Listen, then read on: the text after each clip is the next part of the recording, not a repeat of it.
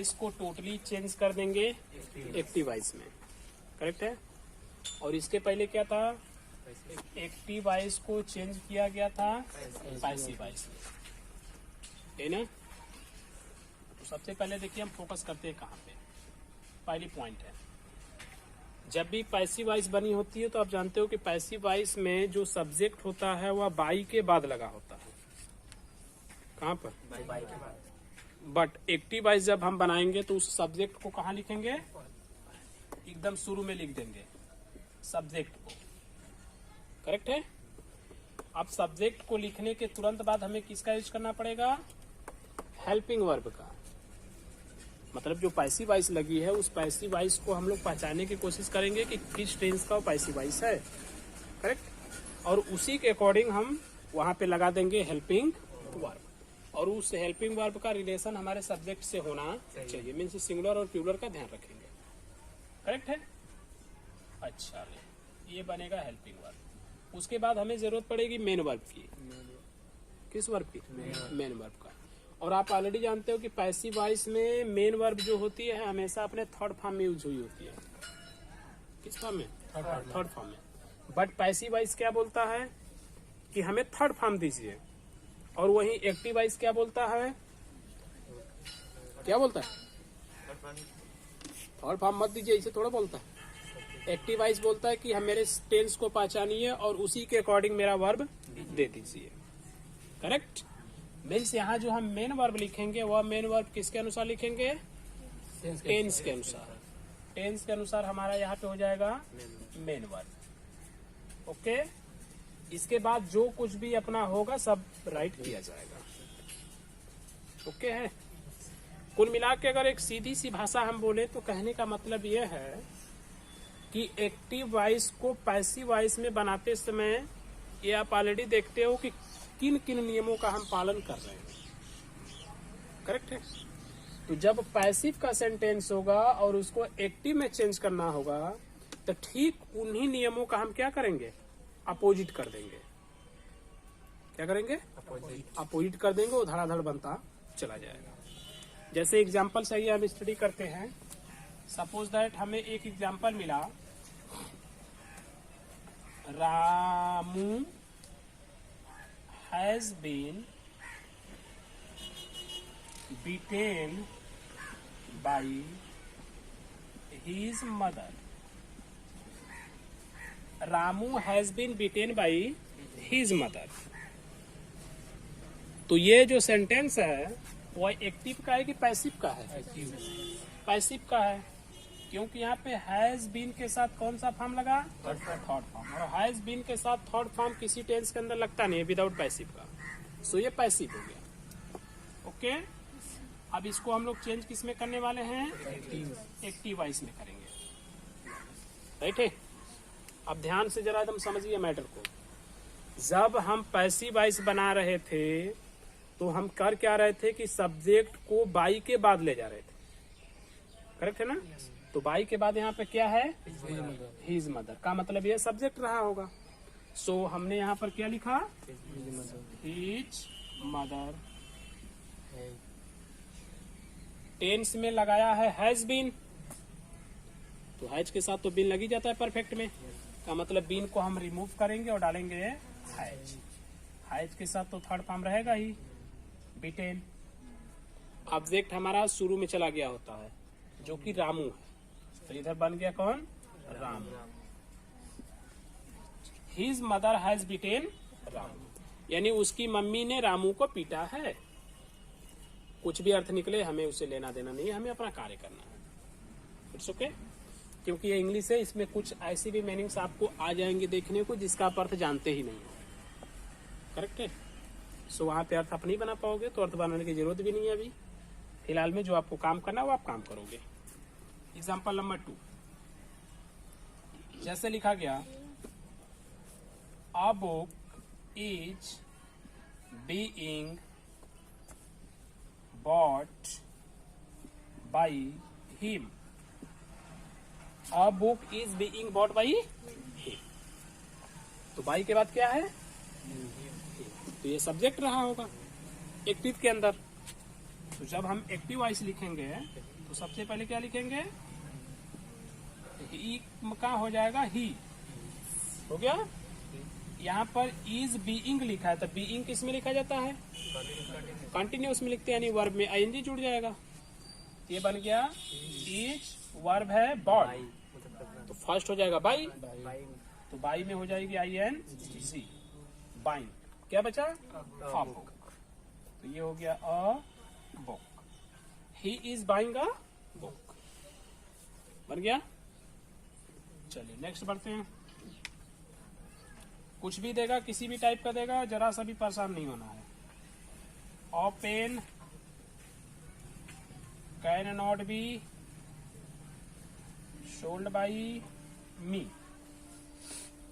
A pen can not be sold by me. तो सबसे पहले हमको क्या लिखना है एक्टिव में, आई लिखना है ना, तो आई, उसके बाद कैन नॉट। देखिए जो निगेटिव है तो रहेगा, यहाँ पे लगा है बी, तो आप ऑलरेडी जानते हो कि जब टेंस के हम बाहर चले जाते हैं तो तुरंत हमारा बी लगना स्टार्ट हो गया होता है। तो कैन तो टेंस के अंदर था नहीं, तो बाहर है, तो बी लगा हुआ था। अब कैन के साथ वर्ब का कौन सा फॉर्म लगाएंगे, फर्स्ट फॉर्म ही लगाएंगे। तो सोल्ड का क्या बनेगा, सेल। क्या सेल करना है, अ पेन। देखिए I can not sell a pen, समझ में आ रहा है कुछ। पैसिव का ठीक अपोजिट आप करोगे तो क्या बनेगा, एक्टिव बनेगा। अन्य सेंटेंस में भी आप लगा सकते हो, जैसे English is spoken in America, English is spoken in America. हमें चाहिए होता है सब्जेक्ट जो कि बाई के बाद लगा होता है, बट इसमें तो बाई है ही नहीं, कि है नहीं। दूसरी बात अगर हम बात करें तो ये लगा है इज, और इज के साथ कौन सा फॉर्म, थर्ड फॉर्म। तो सीधा सा मतलब हम जानते हैं कि टेंस में तो हमने इज के साथ थर्ड फॉर्म कभी पढ़ा ही नहीं, का मतलब ऑलरेडी वो पैसिव है। अब पैसिव है तो हमें किस में कन्वर्ट करना है, एक्टिव में कन्वर्ट करना है। और एक्टिव वॉइस हमेशा कहती है कि पहले मुझे क्या चाहिए, सब्जेक्ट चाहिए। और पैसिव बोलता है कि मेरे पास सब्जेक्ट होता है बाई के बाद, बट ये सेंटेंस कह रहा है कि मेरे अंदर तो बाई है ही नहीं। हो गई प्रॉब्लम। तो प्रॉब्लम यहां भी नहीं है, बिकॉज आपको ऑलरेडी पढ़ाया जा चुका है कि कुछ ऐसे सेंटेंसेस होते हैं जिनके अंदर के सब्जेक्ट को छोड़ देते हैं। याद है, कुछ ऐसे सेंटेंसेज होते हैं जिसके सब्जेक्ट को पैसिव में कन्वर्ट करते समय छोड़ देते हैं, करेक्ट। तो वहीं पर हम लोग इस टर्म है, जो सेंटेंस लिखा है English is spoken in America, तो हम जो बोल रहे हैं कि पैसिव कन्वर्ट करते समय कुछ सब्जेक्ट छोड़ देते हैं, तो ठीक उसी जगह हम लोग हैं। अब विचार हम लोग को ये करना है कि आखिर कब छोड़ते हैं, करेक्ट है। तो वहां पर आपको समझाया गया था कि जब सब्जेक्ट फिक्स न हो, यानी जो सेंटेंस है उस सेंटेंस का सब्जेक्ट फिक्स न हो, तब उसे क्या करते हैं, छोड़ देते हैं। जैसे समवन था, समबॉडी था, एनीवन था, एनीबॉडी था, वन था, ये सब तो फिक्स नहीं है, हमने ऑलरेडी छोड़ दिया। उसके अलावा आपको वहीं पर समझाया गया था कि कुछ ऐसे कार्य होते हैं, कुछ ऐसे कार्य होते हैं जो कुछ निश्चित सब्जेक्ट के द्वारा ही पूरे किए जाते हैं, तो उसमें भी उनको छोड़ देते हैं, करेक्ट है। निश्चित सब्जेक्ट जैसे हम यहीं पे समझ लेते हैं, यहाँ पे बोला गया है इंग्लिश बोलने की बात है। क्या बोलने की बात है, कहाँ पर, अमेरिका में। अब आप सोच के हमको बता दीजिए कि अमेरिका में इंग्लिश कौन बोलेगा, वहाँ के लोग बोलेंगे, बोलिएंगे कि नहीं बोलेंगे। जैसे आप यूपी में रहते हो तो यूपी में कौन सी भाषा बोलते हैं, हिंदी, भोजपुरी, ये बोलते हैं ना। तो अगर बात हो गई उत्तर प्रदेश में हिंदी बोलने की, तो कौन बोलेगा? सभी लोग बोलेंगे। उत्तर प्रदेश के ही लोग बोलेंगे। क्लियर हो रहा पॉइंट? तो ठीक वैसे ही अगर उसने बात किया अमेरिका में इंग्लिश बोलने की, तो वहां पे इंग्लिश कौन बोलेगा? वहां के लोग बोलेंगे, यही ना। यानी कि हम इसमें सब्जेक्ट क्या डालेंगे? पीपल डालेंगे। क्या डालेंगे? पीपल, यानी दी पीपल। हो गया। टेंस के अकॉर्डिंग अब लिखना शुरू कर देंगे। हेल्पिंग वर्ब यहाँ पे इज लगा है, जो कि प्रेजेंट इंडेफिनिट में लगा है, वर्ब का थर्ड फॉर्म है, तो हम इसके डायरेक्ट वर्ब को लिखेंगे इंडेफिनिट के अनुसार। तो स्पीक बन जाएगा, दी पीपल स्पीक। क्या बोलना है भाई? इंग्लिश बोलना है। English in America. Okay, the people speak English in America, यानी लोग अमेरिका में इंग्लिश बोलते हैं। It's okay. मैंने अभी समझाया कि हमें इसके अर्थ से कोई मतलब नहीं है, बनाते टाइम। ओके, इस तरह का देगा, देख लो अपना, बहुत ध्यान बारीकी से एकदम समझो मैटर। बस एक पॉइंट है कि आपने जितना नियम लगा के पैसिव बनाया था, ठीक उतना ही नियम अपोजिट करके एक्टिव करना है। ठीक है। जैसे देखिए नेक्स्ट में हमने लिखा, इसी टाइप का हम एक सेंटेंस और ले लेते हैं। क्या लेते हैं भाई? जैसे cricket is being played in the field. क्या है? Cricket is being played in the field. अब हमें इसकी पैसिव कन्वर्ट करनी है, सॉरी एक्टिव कन्वर्ट करनी है। और हम जानते हैं कि एक्टिव कन्वर्ट करने के लिए हमारे पास पैसिव में बाई के बाद सब्जेक्ट होता है। इसमें बाई किधर है? नहीं का मतलब इसकी कहानी खत्म। ओके। टेंस के अकॉर्डिंग अगर इसको हम देखना चाहें तो ईच के साथ बीइंग लगा है का मतलब प्रेजेंट कंटिन्यूअस में है। उसके अकॉर्डिंग हम वर्ब में आईएनजी जोड़ लेंगे, राइट। बट एक्टिव में सबसे पहले तो हमें सब चाहिए सब्जेक्ट। अब सब्जेक्ट क्या है? यहाँ पर तो है नहीं। तो ऑलरेडी हम लोग जानते हैं कि कुछ ऐसे सेंटेंस होते हैं जिसमें सब्जेक्ट छोड़ दिया गया होता है। ओके, तो हमें अपने अकॉर्डिंग उसको पकड़ के बनाना पड़ेगा। जैसे बात यहाँ पे किसकी की गई है? प्लेट की, यानी खेलने की बात की गई है। तो खेलने में कौन खेल रहा था उस समय, ये हमें खुद सोचना है। अब जैसे खिलाड़ी ही खेले होंगे, कौन खेला होगा? चाहे तो हम लोग खेले होंगे, हैं? चाहे तो वे लोग खेले होंगे, लेकिन खेला तो जरूर कोई होगा। ओके, अच्छा। अब सब्जेक्ट भी हम ऐसा वहां पे डालते हैं ना कि अगर छोड़ दें तो उसका कोई प्रभाव उसके ऊपर न पड़े। करेक्ट है। अब एग्जाम्पल में आपने कहा कि सर जी ऐसा है कि आप राम लगा दीजिए सब्जेक्ट। क्या लगा दीजिए? तो क्या आप पैसिव बनाते समय राम को छोड़ दोगे? राम तो नहीं छोड़ सकता। तो ऐसा सब्जेक्ट हमको यहाँ पे यूज करना है जिसको छोड़ देने से कोई फर्क नहीं पड़ना चाहिए। जैसे इसमें उसने पीपल छोड़ा था तो क्या कोई फर्क पड़ा था? पता चल गया तुरंत कि अमेरिका में इंग्लिश बोलते हैं तो अमेरिका के लोग बोलते हैं। सो यहाँ पे आप वैसा ही सब्जेक्ट लगाइए, छोड़ने से कोई फर्क ना पड़े। जैसे बात यहाँ पे मैदान में खेलने की, तो खेलने में कौन खेलेगा? हम लोग। तो हम लोग को छोड़ देंगे तो कोई फर्क पड़ेगा क्या? नहीं पड़ेगा। वे लोग खेलेंगे, उन लोगों को छोड़ दें, कोई फर्क पड़ेगा? नहीं पड़ेगा। पीपल को ही खिलवा देते हैं, इसे छोड़ देते हैं, कोई फर्क? अब बात समझ में आई? मतलब स्टॉप पॉइंट नहीं होना चाहिए, ये देखेंगे। अब ये नहीं कि आप प्लेयर लिख दो यहाँ पे हचाक से, सर जी हाँ प्लेयर्स लिख दे, छोड़ दे। तो आप प्लेयर्स लिख के प्लेयर्स को छोड़ कैसे दोगे भाई? नहीं छूट सकता। करेक्ट। तो हम लोग वी या तो दे कर सकते हैं, क्योंकि सब्जेक्ट में वी को छोड़ दिया जाता है, दे को भी छोड़ दिया जाता है। करेक्ट है।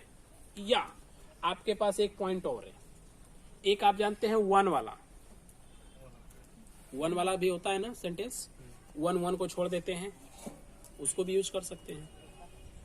मतलब विदाउट बाई का हो तो आप दिमाग के अंदर तुरंत पॉइंट लाइए कि हम उसी रूल में पहुंचेंगे और ऐसा सब्जेक्ट रखेंगे कि छोड़ने से कोई प्रभाव न पड़े। क्या हो गया? सो हम इसमें किसका यूज कर लेते हैं? वी का, यानी we are playing,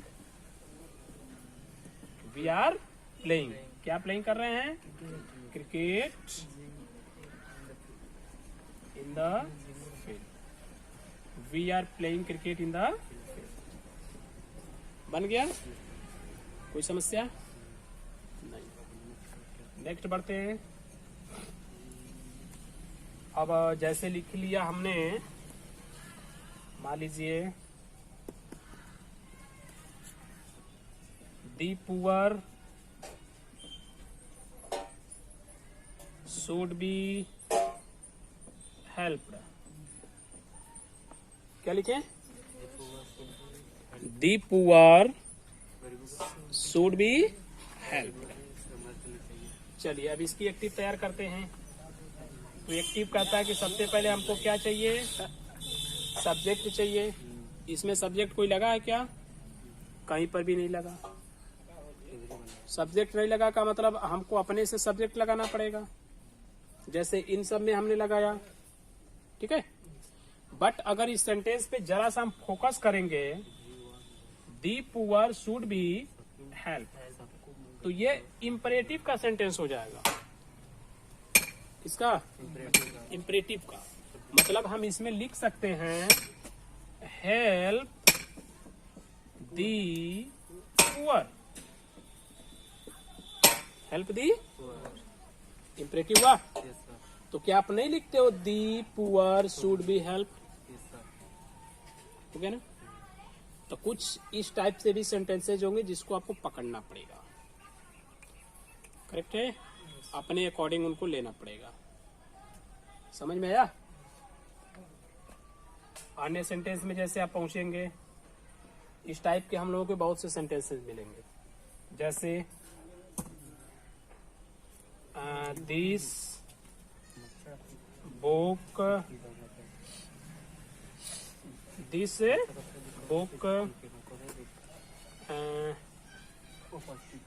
should be kept on the table. This book should be kept on the table. क्या इसके अंदर कोई सब्जेक्ट है? नहीं है कि है? नहीं। इसको अगर इसके अकॉर्डिंग हम बनाना चाहें तो क्या बन जाएगा? इंपरेटिव में लाए तो आराम से बनेगा। Keep this book on the table. बन गया ना? मतलब सूड अगर लगा हो तो हम इंपरेटिव में आराम से इसको खींच सकते हैं। ठीक है, इसको कई तरीके से हम लोग बना देंगे। जैसे हमने क्या बना लिया? Keep this book on the table. एक सेंटेंस हम चाहे तो इसको वन से बना देंगे।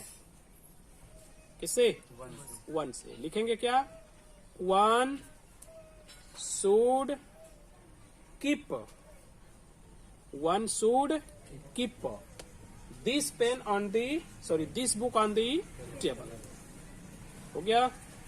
चाहे तो वी लगा के बना देंगे, we should keep this book on the table. They से बना देंगे, they should keep this book on the table. Somebody से बना देंगे, somebody should keep this book on the table. Anybody से बना देंगे। हो गया? सब्जेक्ट तो हमें ही लगाना है ना, तो जो इच्छा करे लगा देंगे। आपने तो कोई फिक्स किया हुआ नहीं भैया कि कौन सा सब्जेक्ट आपको चाहिए, बट सब्जेक्ट हमको उस टाइप का लगा देना है जिसको छोड़ देने से कोई प्रभाव ही ना पड़े, तो हम यूज कर रहे हैं। कोई प्रॉब्लम? अब बन जाएगा आराम से एकदम। कुल मिला के बस आप एक पॉइंट दिमाग में रखना है, और वो ये रखना है कि पैसिव वॉइस बनाने के लिए आपने जितने भी रूल्स का यूज किया था एक्टिव वॉइस बनाते वक्त उन सारे रूल्स को आप अपोजिट कर लेना। करेक्ट है? मतलब इस साइड से आप गए थे तो उस साइड से बस लौट आइएगा, बन गया।